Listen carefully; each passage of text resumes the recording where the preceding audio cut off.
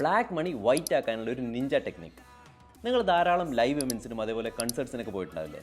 പക്ഷേ നിങ്ങൾക്ക് എത്ര പേർക്ക് അറിയാം അതൊരു വലിയൊരു കള്ളപ്പണക്കാരൻ്റെ ബ്ലാക്ക് മണി വൈറ്റ് ആക്കാനുള്ള ഒരു വലിയ സ്ട്രാറ്റജിയാണെന്നുള്ളത്? അപ്പോൾ അതെങ്ങനെ ചെയ്യുന്നതല്ലേ? ഈ ധാരാളം കള്ളപ്പണമുള്ള ഒരാൾ എന്ത് ചോദിച്ചാൽ ഒരു വലിയൊരു പാർട്ടി ഹോസ്റ്റ് ചെയ്യുന്നുണ്ടെന്ന് പറഞ്ഞിട്ട് ഒരു വലിയൊരു പബ്ലിസിറ്റി കൊടുക്കും. ഇനി അതേപോലെ തന്നെ വലിയൊരു സെലിബ്രിറ്റീനെയും കൊടുത്തിട്ട് അത് കുറച്ചുകൂടി നല്ല കളറായിട്ട് നല്ല ഷോ ഓഫ് ഒക്കെ ആക്കും. പക്ഷേ അവിടെ എന്താണ് എക്സാക്ട്ലി സംഭവിക്കുന്നത്? ഇൻ റിയാലിറ്റി 200 പേര് ആ പരിപാടിക്ക് തന്നെ വന്നിട്ടുണ്ടാവുള്ളൂ. പക്ഷേ ബുക്സിലോ 2000 പേര് വന്നതുപോലെ പോലെ കാണിക്കുകയും ചെയ്യും. ഈ ബാക്കി 1800 പേരുടെ ക്യാഷ് കളക്ട് ചെയ്യുന്നത് പോലെ കാണിക്കും.